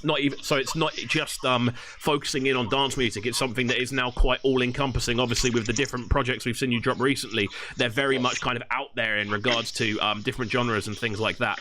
One thing I quickly want to mention, a question from JD Samdi: is smell taste from your nose? I don't know how to answer that question. Sandy, we can say yes, can't we? Yeah, Sandy is on some very kind of spacey questions this morning. I know it's quite early in the morning where he is, but there we go. But yeah, kind of curveballs non-stop. I love that. So okay, back to yourself then. Like with the sort of earlier times of production, then what did you find about it that was really hooking you? You know, obviously there's different things that hook people. We were speaking earlier to Phossa about this, and he was saying like the reason he got interested in dubstep so much was because he heard it out for the first time, and that's what kind of dragged him into it. With yourself, what was the thing that kind of hooked you? I think it was there was a night in Cambridge. It was like I just got to college, and they had a night on for the college, and I'd never really been to a night out before, and the guy I actually know well now, DJ Bushroy, Adam, he was actually playing that night, supporting Predator, and I just remember going, and I was just absolutely enthralled and so excited by all these new sounds and the energy of the whole thing. I literally was totally sober as well, so I was just absolutely loving it purely off the sounds, and from that whole experience, I think I just wanted to learn more and go from there and see, can I do this myself? Because I know I'm interested in music anyway. So seeing that and seeing how it could come together in a live setting, amazing. Really, I think, yeah. That makes total sense, man. And I think, again, like looking forward to where we are now, that kind of almost fusion is something that I feel is now quite prevalent in the stuff you do. Yeah, I think it is. I think I always try and expand and always try and surprise myself. And I think what that is I always go off of that feeling a producer gets when they get it right and they jump out the chair. I would get that with bassline a lot, but I started to get that less and less, and I think it was just because I knew I wanted to make other stuff. So I started getting that same feeling with other genres, stuff that wasn't in dance music, and I just followed that really. Nice. And I think it's working pretty well at the moment. It definitely is, man. And obviously, from like a sort of outsider perspective, I kind of sit on the edge of what's going on and kind of look in on what people are doing from time to time. And to see that transition's been really, really, it's been really enjoyable more than anything else. Like with yourself, obviously, I primarily knew you through obviously the more sort of bass music circles. Yeah. Like, how did you find that transition process in regards to like, in regards to anything advertising the music you're putting out there? I think one thing I was lucky with is I didn't really have any. There wasn't any real restrictions with me. I wasn't at a point where I was signed to X, Y, and Z, and I had to produce X, Y, and Z amount of tunes. It was very. I just done an EP with Yosh, and I just wanted to chill out a bit and see what was next. I never told myself I'd stop making that stuff. I think over time, I just tried to take away the judgment from what I was making, and just see where it could take me, and then also work with people who are kind of in that scene, but also do a lot of other stuff as well. Definitely. So I think like chapter 2, it wasn't a planned thing, like really. It became to like October, I tallied up what I had, and I was like, you know what, this kind of needs to come out before the end of the year, because I don't want to go into 2020 and still have bass music as like my primary focus. Of course. Yeah, so I think just changing it was like a natural progression, but I never told myself, right, within 6 months I need to be have less importance in this scene. Like, I never tried to do that. It was just always natural, and I just followed my gut. I never really thought about it too hard. There we go. I mean, it's really cool to hear, and obviously with yourself, as I said, following from a distance, that transition has been really, really cool to kind of see, and the smoothness of it was the thing I was going to bring up. It didn't seem like it was a forced thing of going bass, bass, bass. Now I'm doing everything. It was very much a case of it made sense for yourself. You know, it came across very well on socials, all of these different things. It looked like it was something that was meant to happen, which is awesome. So let's jump into the first tune from today's listing. This one goes by the name of Fireplace. So talk to me. Well, first thing, I don't know about the name yet. Yeah. I've tried so many different names. Like, I'm basically just calling it ID for now. But yeah, this tune is basically, I think it's one of my favourites I've got in my locker right now. It's a collaboration between myself, Jaden Clover of Birmingham, and Vitamin G of Cambridge/Brighton. Yeah, it's been in the works for a couple months. Just got the master back, and yeah, I think it really speaks to me. I keep listening to it, and I'm not annoyed with it yet. That's the golden thing you want with new music, isn't it? You don't want to be annoyed at it with them as soon as you get the master back, but there we go. Exactly. Let's get into this one then. It's just gone 38 minutes past here, and we are live on Cubcan TV. Lijah joins us on the line. He's going to be with us for another 20 minutes or so. So, new listeners, make sure you're hitting that subscribe button. Hit like as well, and let us know how you're feeling in the comment section this morning. Oh, yes.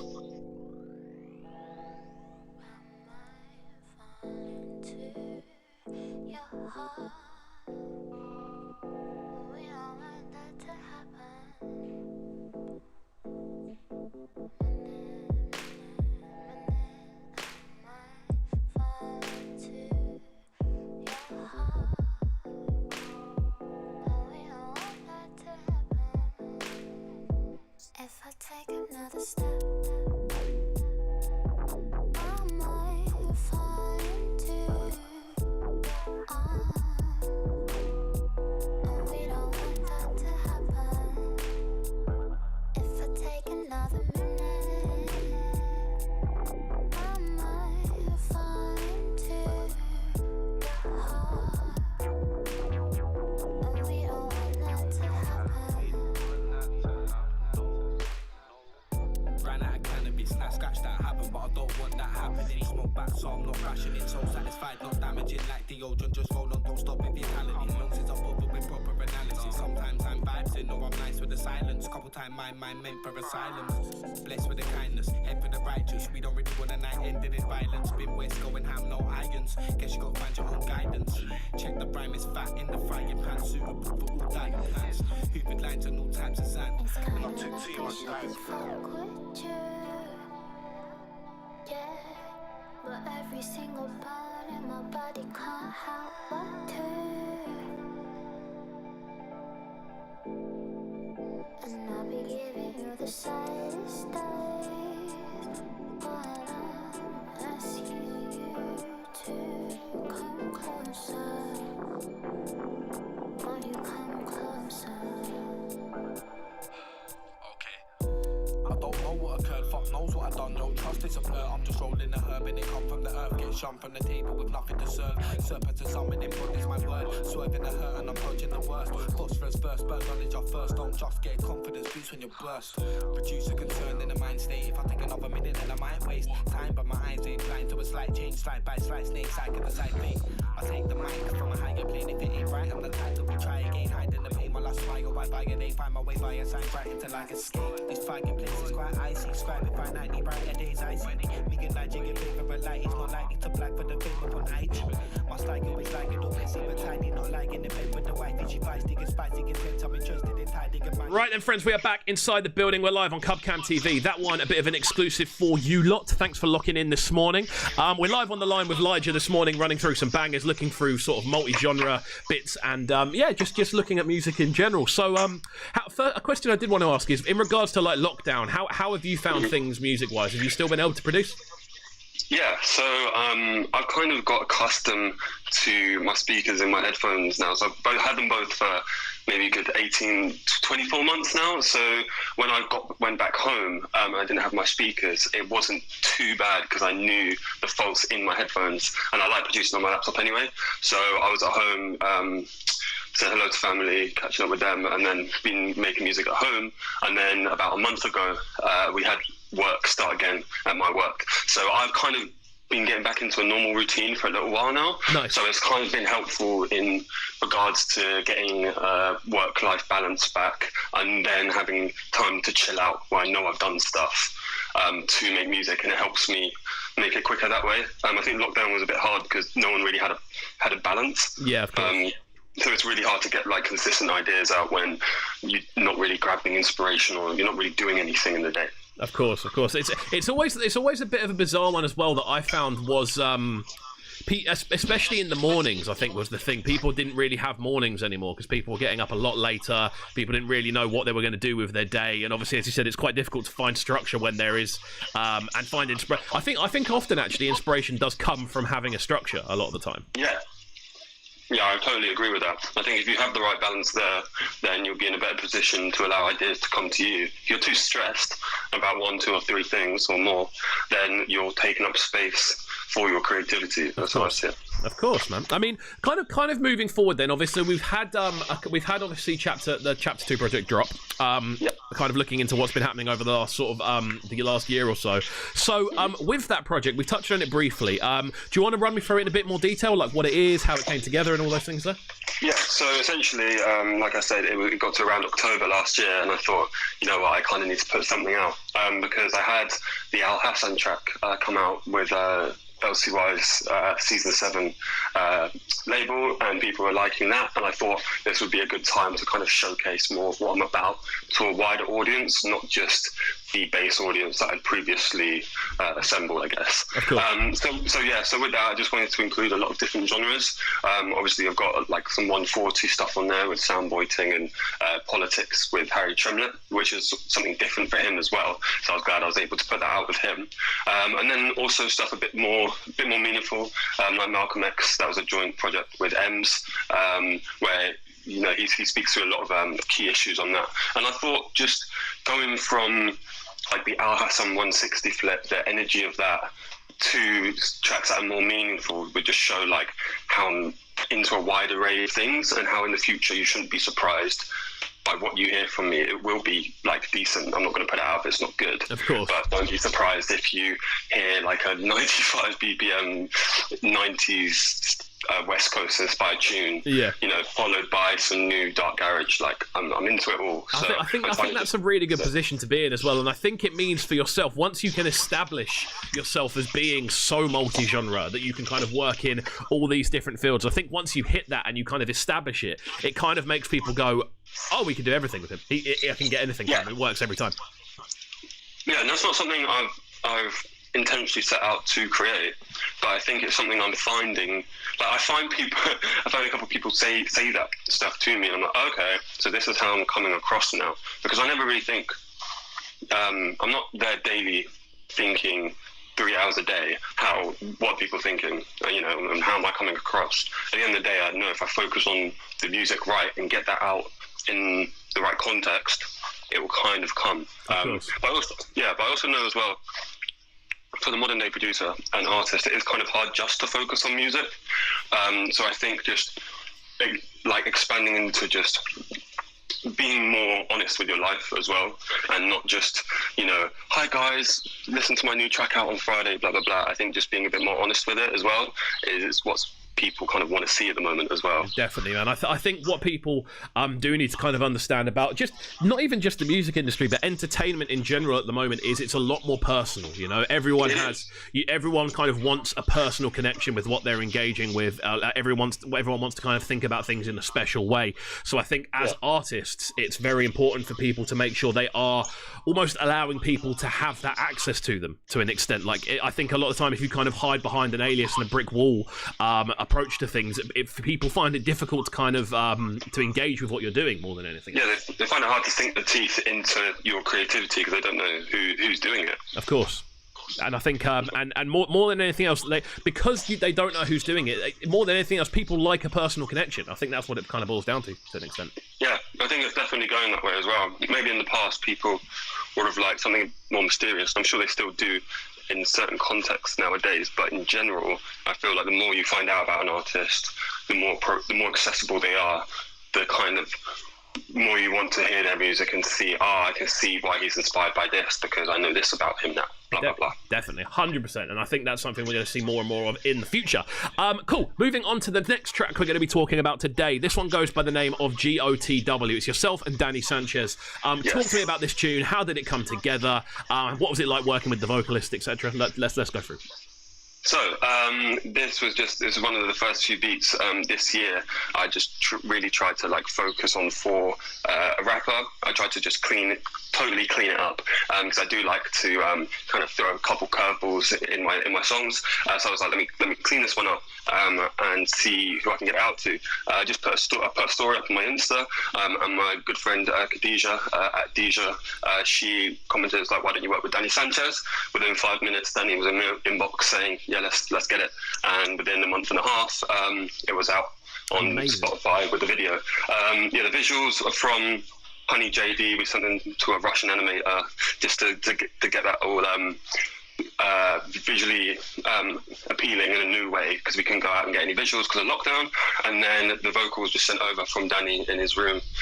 So yeah, I'm glad it's sounding as good as it is for the amazing, man. So this is like a proper product of lockdown more than anything. Oh yeah, 100%. This is a product of lockdown. That's amazing. So everything, even the video's been done without being able to go outside. You've got the vocals done from some sort of home studio. Inside. Everything. Yes. That's amazing, man. You see stuff like this makes me happy, because I always get real enjoyment out of people kind of making the most of scenarios that they're in, and this is like a perfect example of that. Yeah, it really is, and I always have to really say thank you to Lijah for linking it up, because only just before that I found out who Danny was, and it wasn't the first thing on my mind to get it to him. So if there aren't people in your corner looking out for you to get your new music to, then it wouldn't be the same. So I've got to say thank you for that as well. Amazing stuff. Right, let's get into this one then. Don't go anywhere, guys. We're live on Cubcam TV. Make sure you're hitting that subscribe button, hit the like button as well, and we'll catch you all in a second.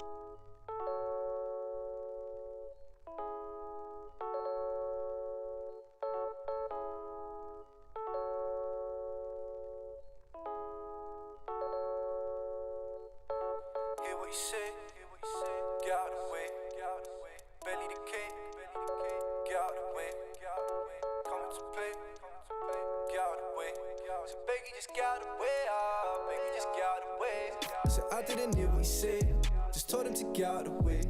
I came for the belly to cave, so Brekky just get out of the way. No, I didn't come into play, so Brekky just get out of the way. So Brekky just get out of the way, so Brekky just get out of the way.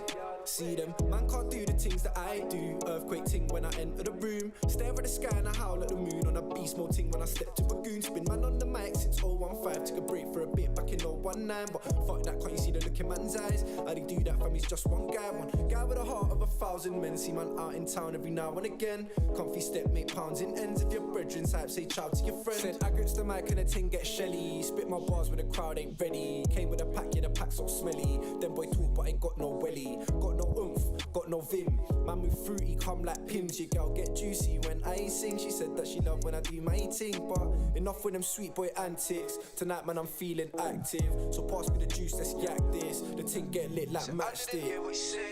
Just told him to get out of the way.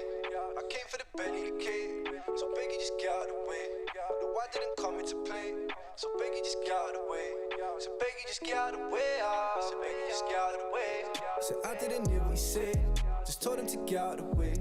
I came for the belly, the cake. So Brekky, just get out of the way. No, I didn't come into play. So Brekky, just get out of the way. So Brekky, just get out of the way. So Brekky, just get out of the way. It's like big bag of pig for the G's get bun. Them man talk but they ain't on none. Functions done cause I'm out of rum. Big boy talk, ski a juice that spun like. Them boy talk but they don't know me. Serious talk when you mention me. Bear man bless me like a man just sneeze. Like back my talk cause I back my grease. Like different tech but let me not. Watch my step but let me not. Them man ain't a threat but let me not speak. Cause talk is cheap but you my G got serious cheek. You v me it's a different breed. Different mindset, different steez. Different paycheck, different peas. Bar for bar, it's authentic. Say what I say and I meant it. I don't think these guys get it. This real life, no edits. Young boy getting paid. Please tell them watch what they say. Why they tryna run my way? Please tell them get out. So I didn't hear what he said. Just told him to get out of the way. I came for the belly, the cake. So Brekky, just get out of the way. No, I didn't come into play. So Brekky, just get out of the way. So Brekky, just get out of the way. So Brekky, just get out of the way. So I didn't hear what he said. Just told him to get out of the way. I came for the belly, the cake. So Brekky, just get out of the way. No, I didn't come into play. So Brekky, just get out of the way.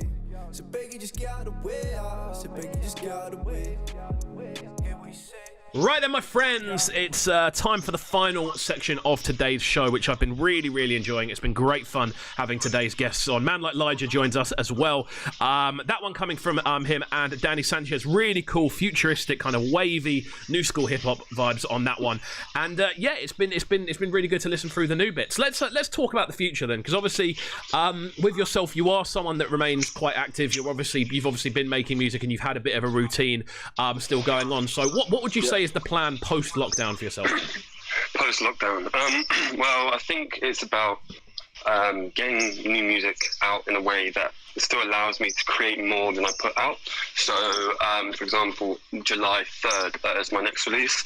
It's coming with Bear Selection at the Toronto/London-based label. The last track that we'll play today is one that's on that EP. But I think what I'm trying to do is hit like kind of different audiences. So I know this one will be more of a left field based audience that's more interested in grime, club music. So that EP is more focused towards that. And then a month later, or like maybe a month and a half, 2 months later, I want to get out that Jaden Clover and Vitamin G collab as well. So I keep hitting like different genres, but the ones that aren't too far from each other. I just essentially just want to keep showcasing new sounds that aren't too far from what I've been doing at the current moment. Just so I keep surprising people, essentially. Yeah, man. I mean, it's sick to see. Like, do you enjoy that process of kind of putting stuff out there and knowing people aren't going to know what to expect? Yeah, but I'm at a point where like I'm pretty content, like as a person anyway. So I don't try and think too hard about like, how will this get received, blah blah blah. I always want to do the best I can to make sure it gets the most it possibly can. But once that's done, I'm not going to sit there and wallow about it if it doesn't get the reaction I want, because you know, at the end of the day, I'm happy with that to come out. There are tunes that I'm finding today from like 2006 that I never knew existed. So streaming, everything's up there forever anyway. So I've got confidence that if something comes out and I've done my due diligence, it will be received in time. So that's how I keep myself from stressing too much about it and just allowing myself to accept what I make. Amazing, man. I mean, it's been really, really good to talk to you this morning as well, and kind of like the kind of like open-mindedness about how you approach things is really kind of it's really refreshing to kind of hear. What would your advice be to someone who is trying to kind of expand what they're making, but is also almost a little bit locked in by their current fan base? That's a tough one. I would say, honestly, I would say follow your gut. I'd say if you are thinking of doing something like that and you don't have the gut feeling, then I don't think it's the right time for you. I think that should be there first, because once you have an idea of something that you want to do, that you love that idea and you put work in with that love, you're not really going to come out that bad at the end of it if it's something that you really care about. So let's say if I was, I don't know, a dubstep artist, UK dubstep artist, and I wanted to kind of expand people that are listening to me, but also kind of be more accessible, I'd maybe see if I can work with any new age kind of hip hop artists, and then kind of bridge the gap that way. And then that would also mean that they could jump on a 140 track. It wouldn't be too far for them, but then if I release something in the future with another hip-hop artist, it's not going to seem that weird, that even if the track's a little bit more mellow or a little bit less 140 based, they already know that I like working with other artists now. Yeah, so I think it's just about building those small steps over time, not just like a blanket, boom, I'm quitting this now, I'm doing this, because then you lose a lot of people. Definitely. That makes total sense, man. Really, really cool. Okay, cool. Well, we've run out of time this morning. As I said, it's been really, really good to have you on. We're going to finish up with a tune from yourself. It goes by the name of Move Right. So talk to me about this one to round everything up. So yeah, this is coming out on Better Selection on the 3rd of July with 3 other tracks from myself, one with a collab with a guy called LA606. He is from New Zealand. He's ever out release before, so we're really excited to get that out. Awesome. But yeah, this track is a 150 BPM grime / club banger, bass on it, grimy snares. I don't even really know what genre to call it, but I know if you hear it in a club, you're definitely asking for a wheel. So there we go. That's what we like to hear, man. I tell you what, it's been really, really fun to talk, dude. We'll stay in contact, obviously, in regards to new music. Yes. Get it over as it comes out, and we can obviously support it here on the show. But yeah, enjoy the rest of your day, and we'll speak soon. Yes, cheers. See you too, man. No trouble at all. Right then, people, that's going to be the last one from us. We've been live on the line today with man like Phossa, man like Lijah, and of course Nostalgix as well. It's been a really enjoyable show. As I've said before, make sure you are checking out the podcast, as you can see in the top right-hand corner. You can check us out on Spotify, Apple Music, and of course SoundCloud as well. All of them are available there, so check them out. If you aren't already subscribed, please do. As well as that, you can follow myself on the socials above. You can get me on Instagram, you can get me on Facebook, you can also get me, of course, on Twitter and SoundCloud. All of those available via @KXVU. Lijah, you're still on the line, I think. I can still hear you. Yes. What is the best social media tag for people to get you on? I do apologise, I completely forgot to ask. No, it's fine. I forgot as well. I'd say Instagram would be at Lijah.uk, and Facebook would just be at LijahUK. You can find most of my stuff either there. Good stuff. One more final quick word from our sponsors. Sharp and Digital, obviously they're very much playing a big part in helping this channel grow.